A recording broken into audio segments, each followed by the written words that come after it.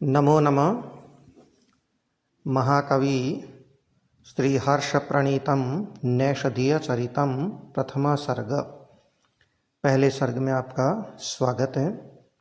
ये 9वां पाठ कर रहे हैं। 12वां श्लोक हमारे सामने अध्ययन का विषय रहेगा। अवतरणिका देखें तो नल के प्रताप का ही वर्णन चल रहा है। 8वें श्लोक से लेकर के 14वें श्लोक तक नल के प्रताप का ही वर्णन है। राजा नल की तलवार के साथ उसके सैनिकों की चतुराई रणभूमि में नल के यश का निरंतर विस्तार कर रही थी। इस बात को एक वस्त्र बुनाई के रूपक से स्पष्ट किया गया है। इस पद्य में रूपक अलंकार तो स्पष्ट है ही। वस्त्र बुनाई में करघा, जिसे संस्कृत में वेमा कहते हैं और अंग्रेजी में लूम कहते हैं, और ढरकी, जिसे संस्कृत में तुरी कहते हैं, अंग्रेजी में शटल कहते हैं। तो करघा और ढरकी मुख्य यंत्र होते हैं और इन्हीं से बुनकर धागे लेकर वस्त्र बुनता है। इस पद्य में रूपक अलंकार है, तो इस पद्य में तलवार जो होगी, जिसे अस्सी कहा जाता है, उस तलवार को वेमा यानी करघा और योद्धाओं की चतुरता को तूरी अर्थात ढरकी बताया गया है, शटल बताया गया है।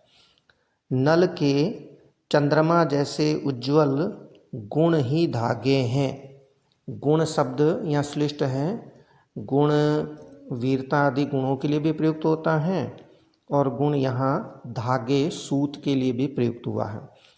तो वो गुण ही धागे हैं जिनसे दिशाओं रूपी रमणी के अंगों के आभरण हेतु यश रूपी वस्त्र बुना जा रहा है।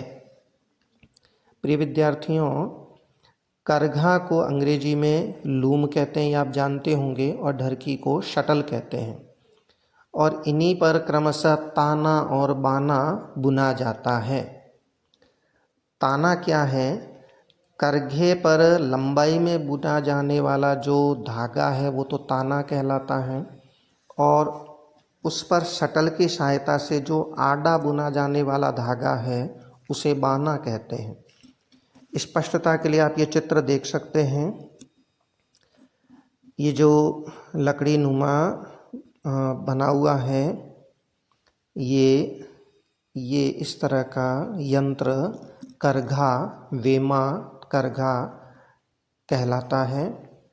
संस्कृत में वेमा कहते हैं, हिंदी में करघा नाम से जाना जाता है। इसी को अंग्रेजी में लूम कहते हैं। और ये जो हिस्सा है, ये इस तरह का जो, इसको संस्कृत में तुरी बोलते हैं, हिंदी में इसको ढरकी बोलते हैं और अंग्रेजी में शटल बोलते हैं। तो ये जो इस तरह से धागा लंबाई में जो बुना जा रहा है, इसको तो ताना बोलते हैं, और इस शटल की सहायता से जो आड़ा धागा बुना जाएगा उसको बाना बोलते हैं। ये यहाँ इस चित्र में आपके लिए स्पष्ट किया गया है।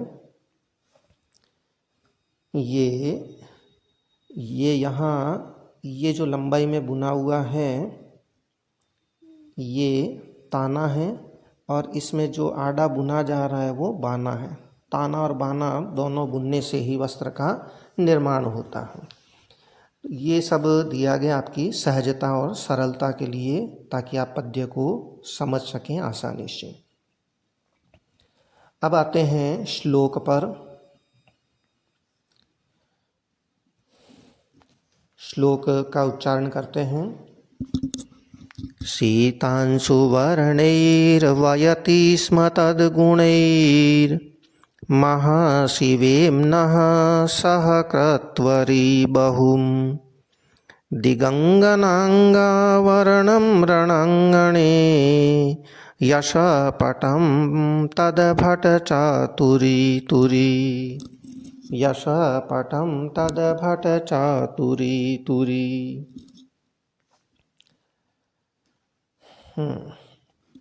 अर्थ समझते हैं इसका।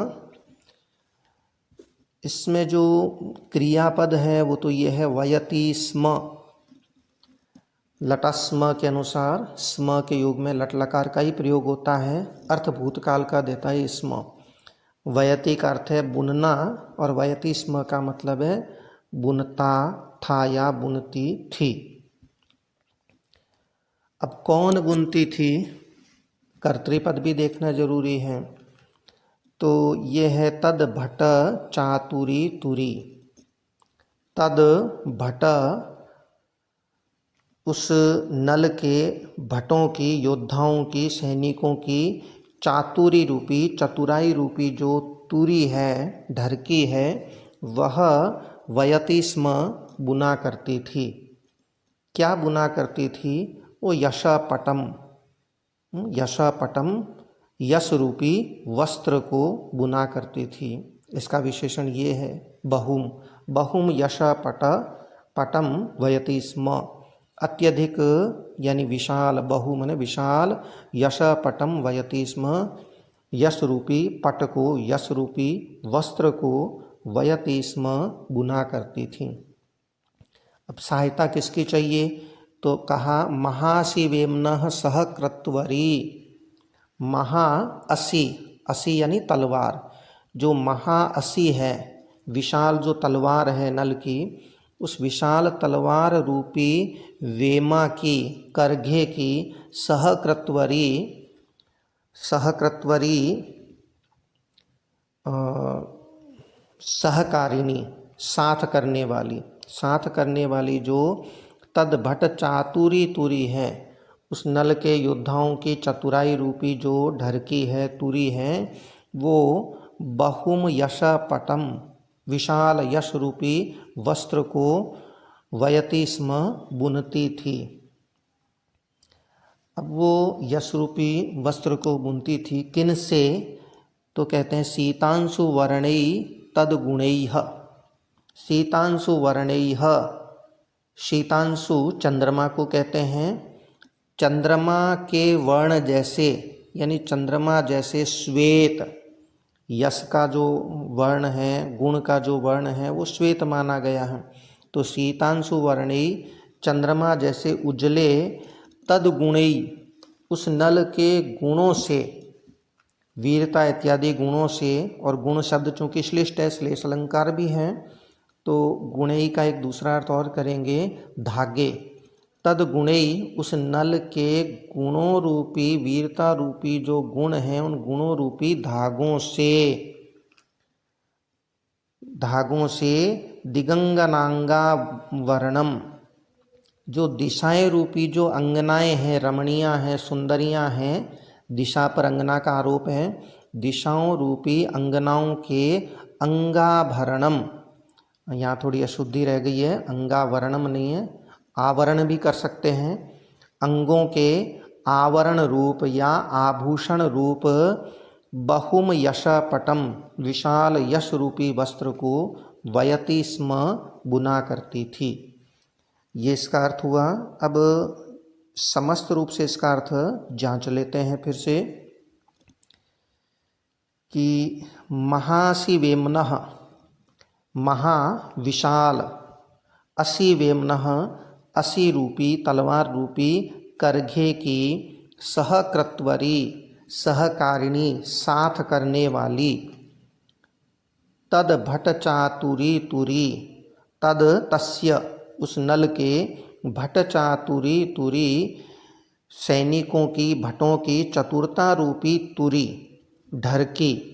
अथवा एक दूसरा अर्थ भी लिया जाता है कि तद भट यानी सचासौ भट, वह नल ही योद्धा है, भट है, तो उस नल योद्धा की चातुरी तुरी, चतुराई रूपी तुरी ढरकी, वह रणांगणे रण रूपी आंगन में, बुनकर भी अपने आंगन में ही वस्त्र बुनता है। यहाँ रण को आंगन बताया गया है। रणांगणे रण रूपी आंगन में शीतांशु वर्णई तदगुणई।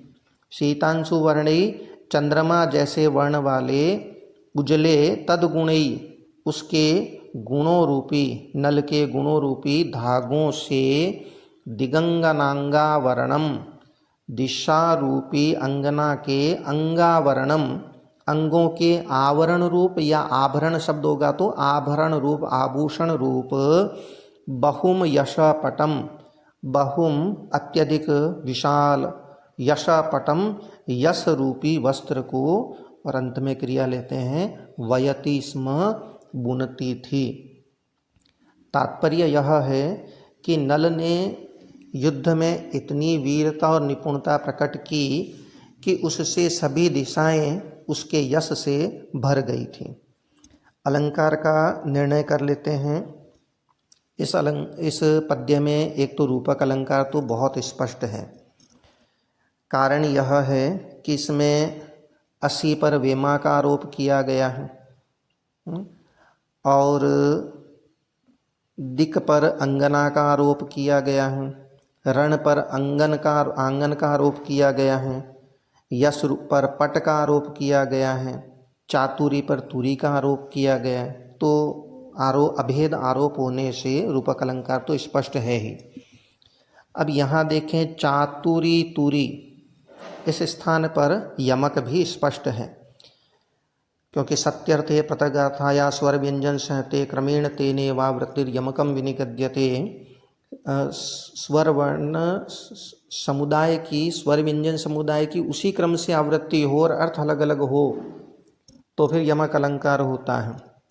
यहाँ बाद वाला जो तुरी शब्द है ये सार्थक है और पहले वाला जो तुरी शब्द आ रहा है वो चातुरी का एक हिस्सा होने से निरर्थक है। तो अर्थ तो अलग अलग ही हो गए अपने आप ही।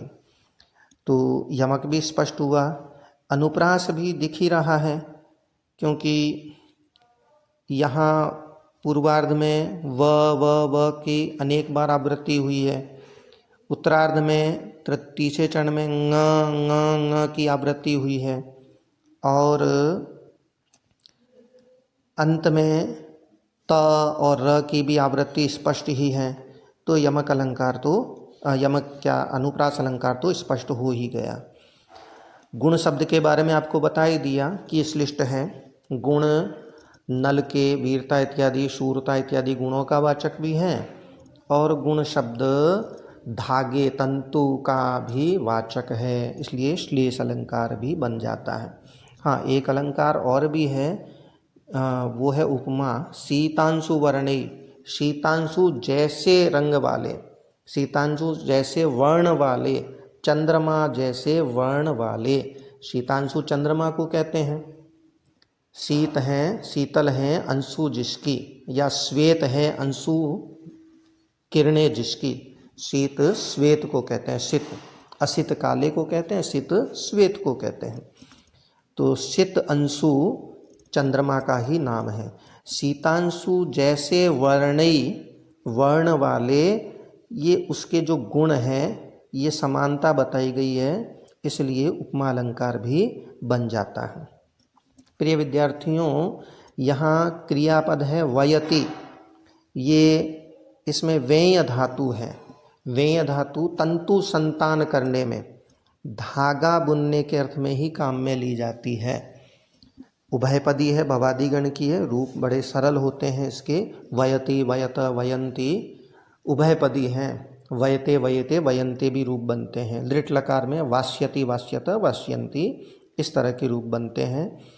इसे यहाँ दे दिया गया है और इस समस्त जो भी लिखा गया है इस अर्थ को डिस्क्रिप्शन में भी डाल दिया जाएगा आपकी सुविधा के लिए।